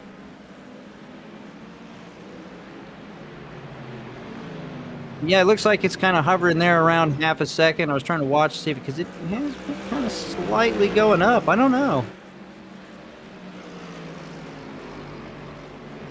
Well, with the information now about Mitch Buenaventura, again, that is just so cool. Born and raised in the Northern Mariana Islands, I'm sorry, that's just... That's way We out get there. from all over. Yeah, I mean, Yeah. what time would it be there? I wonder. Oh, man. Well, it's certainly Friday, that's for sure. Friday midday, probably. Yeah. Maybe even in the evening. I don't know. It could be like 2 in the afternoon on Friday. I don't know. But regardless, we are down inside of 12 minutes to go. And Chris, it's that time. It's that time. Driver of the day. All right. We've got Devin Jenkins now ahead of the race leaders. This could shake things up, but you know, regardless of Pierre Thompson's end result here, I'll let you still pick first. I like that he bet on himself here as Wayan has a problem there in the bus stop. This is far from over between these two, but I like that Pierre bet on himself. He took the alternate strategy and just had to put trust in his own driving to clear these guys. Definitely. I mean, he has put on, I think, a clinic. So, I mean, if you're letting me go first, that's who I've been thinking this whole race, because the sprint, he took off at the start and was just gone, led every lap comfortably, got it to the end. Then after the invert, you know, stayed out of trouble in the first few corners and on the first lap, and slowly worked himself up to that top 4 position. And we see a little door banging between the Mustangs. A battle here for You got 4th. Mason. Houseman finally gets by Armando There you go. Aarons. That is for the 4th spot. The number 7 falls back. I'll let you grab your second pick, and then I've got 2 in mind. Well, all right, so we got Pierre Thompson, then we have, that's the thing. I think I'm going to go with DeLeo because he had internet issues. Oh, did I just steal DeLeo from you? Yes. I mean, that's okay. It's Go. kind of an obvious choice. This is maybe next time you'll have to go first so that I don't just take the obvious ones, take the easy way out. But DeLeo, I mean, he's done this. This is the kind of race you need to have if you're going to win a championship. When things go wrong in the sprint, like you were talking about drivers being down but not out. He had internet issues. He didn't rage quit. He didn't get overly aggressive. He kept his nose out of trouble, and that was saying something for that sprint race for sure. He managed to find his way through all that carnage and just steadily worked his way up. And I mean, now he's up there in P7. That's great, and he's ahead of how you were saying, like you were saying, El Crudo. So this is what you need to do to take the championship lead, and he's my pick number 2 for sure. I love that pick. That's who I was eyeing up first on my list. Since you left Anthony Wayand, though, I'm going to go ahead and grab him. He's executing at the highest level right now. Did great in the sprint race, P2 there. Now looking like he might have the leg up on Pierre Thompson in the features. So, you know, as much as we're touting on Pierre Thompson, I think Anthony Wayand deserves just as much credit right now. He's executing tonight. I think for driver of today, I think it fits. He's even got the 6 spots, just like Pierre Thompson here in this feature from the grid. So, did a great job there, Anthony Wayand. He's got himself a race win earlier this season. I believe it was a sprint race tonight. Looks like it could be a feature. Might be talking to us here shortly. And then, you know, I am tossed up between the next 2 on my mind. Actually, a few of them out there that I could go to. Okay. I will be very candid and say that I can't decide between Dean Kerr and Mason Houseman. Dean put himself in the right spot for the invert and everything. Didn't mess up on lap 1 when other drivers had issues. Has been out front. He's doing great. Mason Houseman, he's been fighting back a little bit. You know, he finally is having a good night. Just go as he needs it to here at Watkins. I think he even had a bump in the road or 2 at Mexico. But, you know, I'm a toss-up between these 2, so I'm not going to choose either one. I'm going to go down to somebody who's been putting in work and was crashed out earlier in the sprint race on lap 1. He has since recovered. He's got 11 spots gained, and I know Dan Zales has got more spots technically in this race, but Dan, from the knowledge I have at least, typically runs road racing, typically runs GT cars. I know this guy does not. Richard Wolsifer, he's one of our NASCAR guys that came over from the BRB Racing League. He tell you what, for his week on Pit Stop TV, he ran an ARCA car at Daytona on Tuesday. He ran a 410 sprint car last night at I-55. Tonight he's in a Corvette GT3 car at Watkins Glen. Is there anything this guy can't drive? I like it. I really like it. I like it when people drive a whole bunch of different stuff. So, yeah, that's an awesome pick. Good to see it. You love to see it. That vote is now live over on YouTube. Just under 7 minutes to go here in our feature race. We're still tight at the top. They've gone by Devin Jenkins now. Anthony Way and Pierre Thompson, your top two.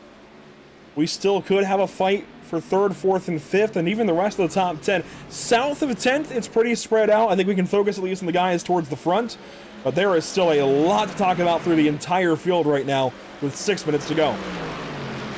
Yeah, I think this is going to turn into a great battle. It looks like Pierre's closed himself up a little bit more, and yeah, that's a strong toe. There we go. He's going to keep it tucked in now, but, you know, patience. But I think we're definitely going to see a move. If you're Thompson, you know, we've only had, I think, the only other person to sweep was Al Crudo, so that would be good to see. Get a second person sweep in an event, and or can weigh in, hold him off. It's interesting. It's going back and forth, that gap, so it's difficult to say because they're kind of, I feel like they're each faster in different parts of the track, it seems. And of course, from here, these guys go to a race course that I think is a classic on iRacing. I mean, just like Watkins Glen and a lot of the tracks on this schedule this season, but Suzuka Circuit, one that hasn't seen as many updates lately, so the track surface is just about the same as it has been for, what, 15 years now here on the sim. It looks just the same as it did back in 2016 when I got on the sim. So it's one of the older tracks, a little more antiquated. This track has got all the nice curbing, the nice runoff. Next week, you've got to be absolutely between the white lines. You cannot drop a wheel at Suzuka. It's interesting. I think it's going to be interesting, rather, to see the results here tonight versus the results next week. I think they're going to be vastly different. Yeah, for sure. I think they're two tracks that kind of reward different sets of skills, almost. This one, I think today, definitely strategy has kind of paid off a lot, and I think at Suzuka we're going to see some of the more skillful drivers kind of separate themselves a little bit, so that'll be really fun to watch.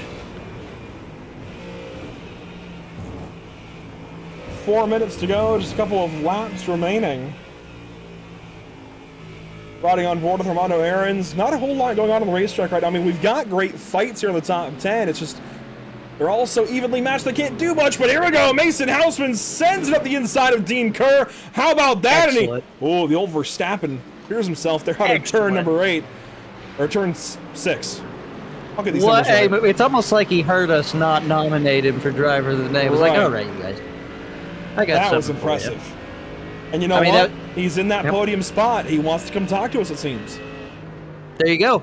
And I mean, that's great, because we were just talking, like, he needs to find that aggression. And then we've seen two really good, aggressive, you know, moves on the inside where he's like, all right, I've got this figured out. I think you can kind of see throughout the course of the race how his kind of knowledge of it has evolved, and he's got it figured out now. Let's see that run up now for Mason Hausman. This is That all the way was back great to the through bus there. stop. This happens down in the next quarter. Here's turn 5. It happens down in turn 6. Just like Pierre Thompson with the strategy, Mason takes a chance on himself, dives here in turn 6, just gets the overlap, and then off the corner, kind of self-clear. I mean, I go either way. I wouldn't like it if I was Dean Kerr, but it's racing. It is. I think Dean just is trying to salvage the best result he can. He kind of left the door open for him a little bit there. I've fallen victim to that, especially there. The back end is so light when you're going into the entry of that corner that if you don't nail it quite right, yep, you're vulnerable just like that. You saw just how close it was there from the nose camera on Dean Kerr's Mercedes. That puts a Mustang now on podium here in this feature race. Match the two Mercedes up ahead. How about that? Changing things up, but we at least have two manufacturers now on the podium currently. Jose DeLeo, he's putting pressure on Emiliano Almiron, and this is honestly not what I would have expected. I felt like personally the last two races, Emiliano maybe was a little faster on raw speed versus Jose DeLeo and Miguel Alcrudo. Maybe a little more evenly matched to Miguel, but certainly I felt like he had a little more pace than Jose, but this is kind of changing things up. Jose has run Emiliano down here today, and I believe, yeah, certainly, I'm pretty sure Jose is our top mid-engined car driver today. Nice, excellent. That's great because we know those front engine vehicles are strong. So you know it's good that he's not. Now this pains me to say as someone who is driving a Mustang, but it's good to see he didn't just take the easy route and think, Oh my goodness, we were fuel stop contemplating if he had enough fuel to go to the end. Is this a fuel stop for Anthony Wayne? It certainly looks like it. That was 2 laps to go across the stripe. Thompson is gone. Let's just see. a drive-through? Just incidents? Oh my gosh, it is. It's not. I think I'd rather it be for fuel. Oh, for sure. For sure. That's a little easier to live with. The incidents, I mean, you're just giving you just give that away. Hausman's got himself up into P2 now. Dean's back on the podium, and Thompson just like that he's in the catbird seat. So, and you know, I'm wondering how much of that was Thompson was keeping that pressure up. He was never more than like 0.6 back. And is maybe that why Pierre Thompson backed it down in the first place? Could he be close on incidents? That could be it. I mean, and now you've got a little bit of a gap, so you can be careful. But turn one, when you're pushing really hard, it's a really fine line because it lets you get away with a lot, but not everything. And look at this here, Chris. We're coming up on the white flag. Last lap, Hausman was clear of Thompson by half second. Of course, Thompson was in behind Wayand. Oh, this is going to end a lap early. This is the white flag. Because Wayand came in. Oh. Wow. This is the white flag. It was that close. Pierre Thompson is coming around to collect the checkered flag. There is no more if for Mason Hausman. Wow. It is going to be a win and a sweep for Pierre Thompson here at Watkins Glen. It ends abruptly. It ends early. Thompson to victory lane. Mason Hausman, Dean Kerr, your top 3. Armando Aarons, Emiliano Almiron, your top 5 today. Alcrudo now to the pit lane. He's going to lose all these spots. He's going to drop out of the top 10. This could be disaster for his championship hopes. Yeah, his bad day gets worse. DeLeo's up into P6 now with the problems with weigh-in, so... Oh, man. That is music to your ears if you're Jose DeLeo, but... And that's incidents. It's just too much. And Alcrudo, since he had to serve that on the last lap, that's going to be a end-of-line penalty. He didn't complete the penalty under racing conditions. So he may as well just stayed out. Yeah, honestly. He would have saved time. That's a learning experience for me, too, then. I'll have to... Yeah, if you have a penalty to serve on the final lap, and you serve it on the final lap, it will not count because half of the pit lane is past the start-finish line. Wow, what a... That is one wild ending. Oh, man. Here's Logan Smith off of the final corner to complete his race. Clifford Allison, the third, will do the same in his Porsche. And then Mark Booley, some 7 seconds behind Allison, will come around and be today's final car to finish on the lead lap. Evan Jenkins, the first 1 lap down, followed by Jeff Denardi and Alex DeMarco in 22nd, 23rd, and 24th. Well, that caps off our racing portion of the program today. But there is a lot to get through. Yeah, Alcrudo, sure enough, drops to 18th there on the results sheet. That is going to be huge, and this could be his drop now. Who knows what the result that will count now will be. But suddenly, I'm feeling pretty good about this guy for the championship, Jose DeLeo. 6th at the end of this feature race, and I think that cements himself even more as a driver of the day candidate. I'm going to be curious to see who everybody votes for. You know, Hausman, looking back now, would have been a fantastic one to put on there. 2nd place today. You know, it all worked out for him at the end. and of course worked against Anthony Wayand. Thompson gets the sweep. Richard Wolfsfer, a great story deep in the field, but boy, that is a lot of drama right there, right at the end to try and, I guess, digest, if you'll try to process. So we'll take a look at your unofficial race results. The sun sets over the New York gem that is Watkins Glen International. Pierre Thompson with the win, the sweep today at Watkins Glen. He only led 3 laps here in the feature. That's all he needed to, as the feature ends 1 lap shy of its original expected distance because, well, Anthony Wayand had to pit there. That still has got to sting. Pierre Thompson with the win. Mason Houseman, Dean Kerr, complete your podium. We'll be talking to all 3, hopefully, here in just a few short moments. Armando Aarons, Emiliano Almiron, your top 5. And again, Jose De Leo Chris, he's looking primed for this championship. 3 rounds to go. Still plenty of racing at Suzuka, VIR, and Road America, but he's looking good. Dominic Turcotte there in 7th, David Stevenson 8th, Dan Sales, Anthony Wayand to complete your top 10. And man, Anthony just barely got back in the top 10.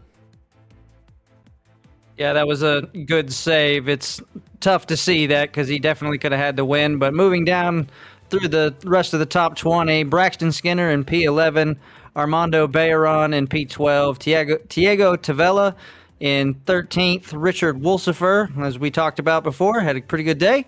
P14, Anthony Estone in P15, Jourdain White in P16, Cooper Brownell gets it home in 17th. Miguel Alcrudo with the absolute nightmare of a day ends up in P18.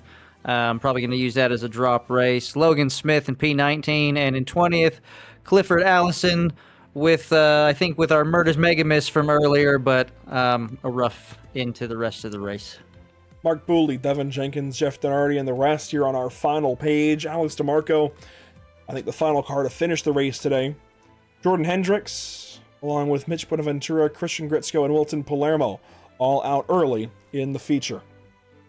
I will say, looking back at the point standings, we'll bring the graphic back up. And Chris, I apologize, I didn't get your side updated in our broadcast doc until now, but we can take a look here at the very least and see Jose De Leo 3 back coming into today. I think certainly with this feature going the way it did, he should absolutely leapfrog Alcrudo. Devin Jenkins didn't have a great day, but Pierre Thompson outscored them both by a wide margin. Yeah, that's huge. I think Pierre is going to be within possibly even a half dozen points of Jose. I think somewhere around 6 to 8 points, depending on drops and whatnot. He's going to be awfully close to that 78 car going into Suzuka in a couple of weeks. And Almiron certainly had a great showing. He might even be, he'll probably be close to Alcrudo. Maybe within about 10 points of him. And Tiago's going to drop. Stevenson, he should stay afloat. Wayand, I mean, what could have been for DeMarco, it's going to be rough. Brownell, rough as well. Aarons and Houseman should pick up a spot or two. And from there, it's all kind of murky. We could talk all day about it, but we've got 3 drivers ready to talk to us here today. All, of course, beginning with our race winner, Pierre Thompson, who gets it done at Watkins Glen. And not just did you get this done in the sprint race, Pierre, you sweep the day. That's got to feel real good. Yeah, really good. I mean, coming to the white, I wasn't expecting to come across, see the checkered first, but yeah, we'll take it. Now, did you guys know the race would be finishing there after 23 laps? Because our software, ATVO, was telling us 24, and it at least seems to us like Anthony having to pit there to serve his penalty kind of shortened the race up on you guys. Oh, is that why you had to pit? I thought he ran out of fuel because I was fuel saving. That's why I was slowing up. So I let him by so I could use him to draft to save fuel because I didn't take enough. I pitted too early. So I pitted maybe 1 lap too early and I wasn't going to make it. So the last 15 minutes there, I was just fuel saving. So I had no idea he had a penalty. I thought he did the same thing I did and had to come into pit to get fuel. Yeah, we were wondering why you had dropped behind Anthony, and that was kind of the leading ideas. Maybe it was for fuel saving. How close was it? Because, you know, we noticed, of course, you pitted early here in the feature race and kind of took the bet on yourself that you could get back up there and pass these guys. You did, but then saw the opportunity in your mirror to save fuel. But how close truly was it? Could you have done it without dropping behind him? No, I crossed the line with like 0.2. So I was going to run up, probably going up the backstretch, yeah. If there was one more lap. There you go, Chris. All of our questions get answered here. It's that close for Pierre Thompson today. Hey, Pierre, I like your chances. You're clawing right back into this championship. Suzuka coming up next. How do you feel for it? Yeah, feeling pretty good. I mean, Watkins Glen, I think, is my strongest track, but I'm not too bad at Suzuka either. So, yeah, glad to see that I clawed it back a little bit there. So, yeah, we'll keep that championship fight alive going into Suzuka. There you have it. A big day for Pierre Thompson here at Watkins Glen. And Pierre, hopefully we're talking to you again very, very soon after Suzuka in a couple of weeks. Yeah, I hope so. I always enjoy talking to you guys. Thank you. There you go, Pierre Thompson. A big day here at Watkins Glen. On down to position number 2. Then Chris, this guy, he's got to be excited. Mason Houseman, second place today at Watkins Glen. Yeah, it's finally a great day in both the races. It's been a tough season, especially at the beginning. I mean, a lot of kind of, I don't know if we call them growing pains or some transfer pains, but with internet issues and everything. But here you go. Get yourself a P2. How does it feel to finally get everything kind of rolling your way a little bit? You know, it feels really good. I wish I maybe didn't have as much mistakes towards like the start. Maybe I would have been up there maybe to try to get a P1. I just know that Pierre was really quick. Anthony was really quick. Yeah, no, it feels really good. I had some sketchy passes. I thought I was going to die on the one with Dean. I don't know. I told him when he was in the waiting room, I was like, thank you very much for seeing me. I thought we were about to go into that wall there, but no, it was really fun. You know, these guys are some of the best I've ever really raced with, honestly. They're very, what am I trying to say? They're stupidly consistent, and it really irritates me sometimes. It's like, oh, I got you this lap. Nope, they're gone. So no, but I thought this Ford Mustang was pretty quick. You know, I appreciate all the sponsors on the car and MX Wraps, Skinner Cinematography, Premier Setups, and RevSimShop.com. You know, they really helped me out where I'm at, and they gave me the speed tonight to get P2.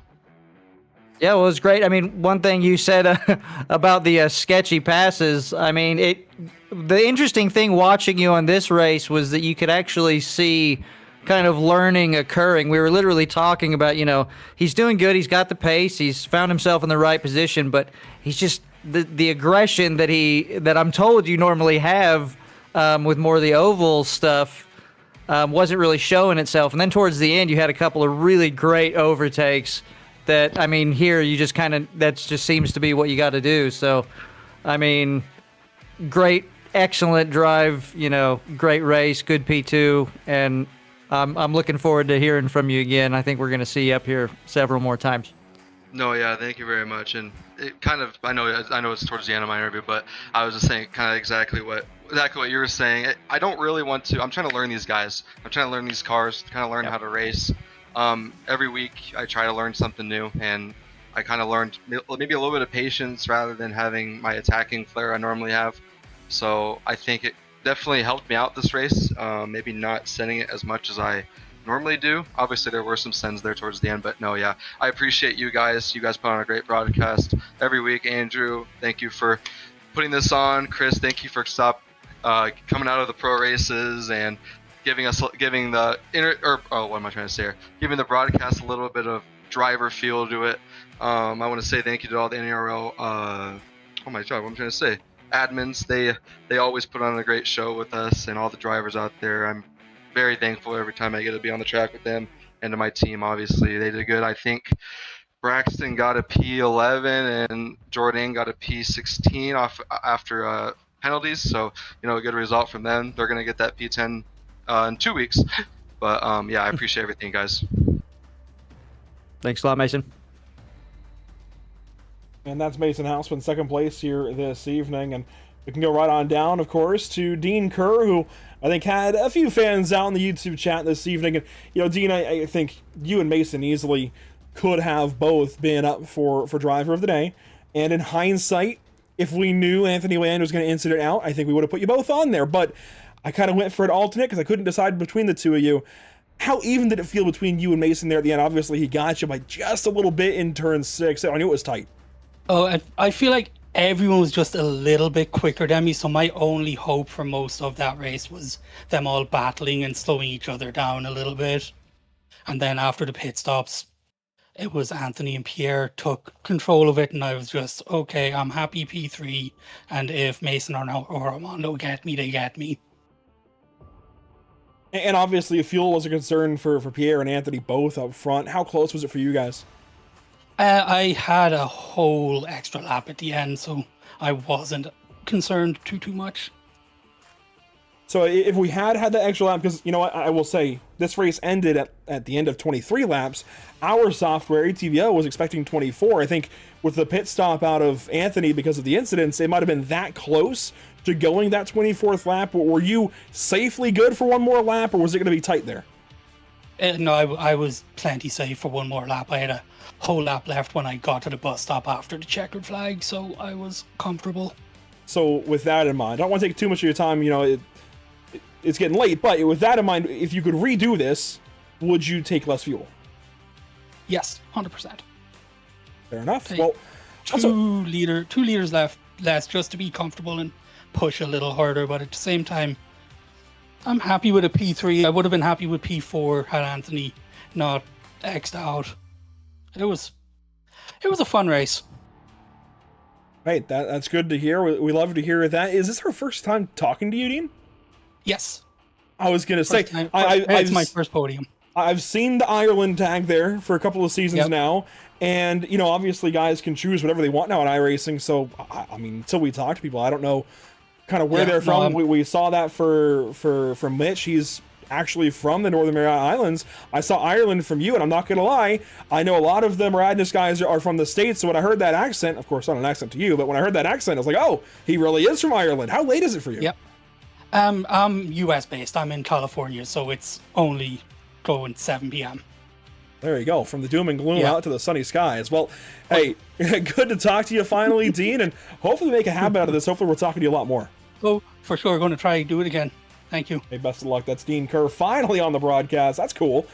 I always like when we get to talk to somebody for the first time. That always feels good. And, you know, for them, Chris, honestly, for us, we end up forgetting after a couple of the races. But for them, it means something to them. It means so much to finally have a chance to talk and tell their story a bit here on the broadcast. That's why I like when we get a chance like that to ask a few extra questions. And man, I really hope to talk to Dean more. I like accents. I like hearing where people are from and whatnot. So to have Pierre, of course, with his Jamaican accent and Dean with his Irish accent, that's cool to me. You know, hearing people from more than just the States. We do a lot of oval racing here. Yeah. I love it, but I love hearing international drivers. Yeah, I think the GT3 is great for that. We get a really good mix. It's cool to see guys from all over the place, and you know, it's a good thing he's in California, because I know we've had, you know, a few UK drivers in the past that right, and German drivers who, man, it's that's savage. That takes some real commitment to do that, but. Yeah, it's good. I'm surprised we haven't heard from him before. I mean, I remember when I was Division 2, I was always chasing him. Like, he was always in front of me. Well, he's certainly got the staff around him there over at Radness to keep on improving, and I think we'll see more podiums out of Dean very soon. Austria, of course, started the season off. Spa, Indy, Mexico, the first 4 rounds. Here we are. New York is in the books at Watkins Glen International. Next up, Suzuka Circuit over in Japan. So crossing the great wide Pacific Ocean for us between weeks here, as the pros will be there next week, and then the AMs will follow up. And of course, this is the calendar for the amateur drivers. The pro looks a bit different now. Of course, Road America slotting up along with VIR and Suzuka, as Watkins Glen slots down into that finale slot. We'll see that graphic next week for the pro drivers out yonder. And boy, it's going to be a tie, it looks like, so far for the driver of the day vote. So what we're going to do, we have a couple moments left. It's going to be rapid fire. Those of you still watching, stick with me for a second. I need you all for a runoff vote. We're going to run it off between Pierre Thompson and Richard Wolsifer. They had the same number of votes there at the end, same percentage. It was tight. So let's go ahead and put Pierre back on and put Richard back on. In the meantime, what kind of extra details, I guess, outlook can you give us here, Chris, as we get ready for Japan next week? Keep an eye on that turn one. That's going to get pretty exciting, especially on the start. You know, there's several different lines you can take, and so that can make things interesting. Is like, you know, some normal lines take you out a little bit wider, and you'll see guys on the start be real aggressive and just dive down in to get the inside of turn two. But on cold tires, it's going to get pretty exciting. There's a lot of places where the car gets real loose around Suzuka, so I'm sure we'll see some more exciting fireworks. Making sure all these drivers know to go vote really quick in Yeah, the get 'em out driver there. of the day vote. Make sure we get this runoff vote done here quickly. But yeah, you see that the next few broadcasts here at Pits.tv. Next up for us, we have ARCA cars for the BRB Sundance Pro Series in action at Daytona. So a handful of days away. The Easter weekend, of course, it kind of ends up slowing things down just slightly. You know, that's exactly what's happening the next few days. We get some time away, some time with the family. I like that. Some time to breathe. It's been rapid fire broadcast. So it's nice to have a few days, a weekend to kind of relax a little bit and get ready. Daytona coming up, the season opener for the Sundance Pro Series on Tuesday night. We'll see some of these drivers that just raced tonight in that race. Braxton Skinner historically has run. He's not running this season, but Richard Wolsifer and Jordan White will be in that Tuesday race. So tune in Tuesday to see how they do. And then Thursday, of course, pros in action over in Japan. And then look at that, Darlington Raceway, some throwback vibes for the Retro Cup Series in the National Online Racing Association, otherwise known as NORA. So great racing coming up. A whole lot more beyond this. Make sure to tune in all across these social media platforms. YouTube is kind of the primary place to watch, but Facebook and Twitch work as well. Just make sure to keep up with everything Pit.tv as best as you can with these platforms down below. And of course, Chris, a big thank you to our partners with the series, Muradness, JS Consulting, Screw Compressor Service Incorporated, and Rocket Designs. And if you don't know, SCS, Screw Compressor Service, that's kind of, from what I've gathered, kind of Scott's deal, right? And I tell you what, I'm not going to comment any further than this on the situation. He's a busy man right now. That is a kind of hydraulics and petroleum-based company. He's a busy man. So please, if you guys have anything you need Scott for, he's still reachable. He's just a very busy man currently. So bear that in mind. If he doesn't get back to you right away, he's just got a lot going on. His business is very busy. So that's all I want to say there. League owners, they do a lot that goes unthanked. And he does that every season. He's a busy man currently. So a big thank you as well to our partners here with Whiplash Simcams, MXWraps.com, ATVO, Murder's Esports, CC's Mises, and the North American Racing League. And speaking of the North American Racing League here, Chris, it is a unanimous vote in the runoff. Ooh. I'm honestly astonished that they tied in the opening vote, and then unanimous here. Pierre Thompson, driver of the day at Watkins Glen, and that definitely is deserving. Definitely. I mean, he's got himself back up into this championship fight, shown what he can do, and he put a stamp on it by sweeping it, and I mean, all the right calls. He did everything right today, so very well deserved on that driver of the day. Congratulations, Pierre Thompson. So Pierre Thompson as our driver of the day here at Watkins Glen. Next up for us here at Pit.tv, like we said, it's out to Daytona International Speedway next Tuesday evening for the BRB Sundance Pro Series, getting back in action for points racing very, very soon. Until then, thanks for watching here this evening. The North American Racing League, always a good time, whether it's pros or amateurs on track. And hey, wish our very own Chris Winstone some good luck in the pro race next week at Suzuka. Until then, thanks so much for watching. We'll see you all next time, hopefully for BRB Tuesday. Otherwise, we'll see you for pro GT3 drivers out in Japan next week.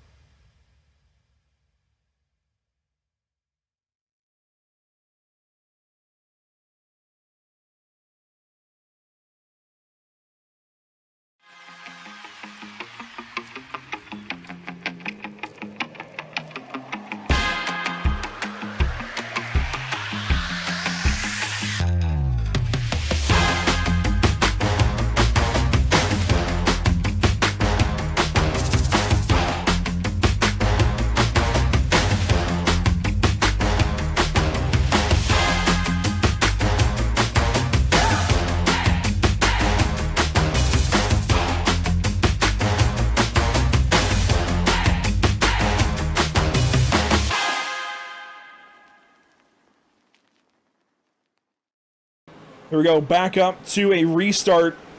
Quickly, let's go over the overtime rules. We're about to go back green, but we get 2 laps, a green lap, a white lap, and then checkered. If the green lap is completed, the race is official. If the green lap is not completed, we re-rack and restart, and we do it all over again. After all 3 attempts are used, a caution can end the race. Here we go, green flag back in the air. We are racing again here at California.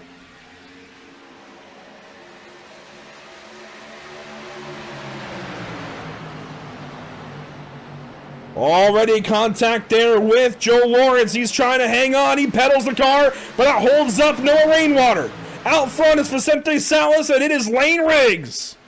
A heck of a save by Joe Lawrence as they are single file. Riggs and Salas duking it out, trying to do what they can to fight each other for this win. Riggs is trying to find a way around on the top side, but as they come around, it's going to be white flag in the air presented by Whiplash Simcams. We are going to make this race official, and we're going to finish it on my favorite number. White flag is in the air. Riggs underneath Salas for the lead.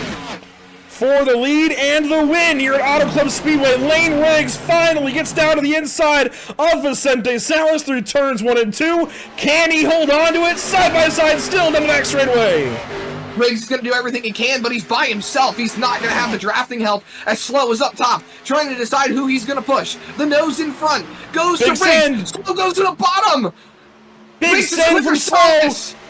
He's going to move up the racetrack now. Brandon Slow driving Lane Riggs to the wall. It's going to be a straight-up drag race down to the stripe. Who's going to get there first? It's going to be, I don't know. Vicente Salas, I think, has done it again.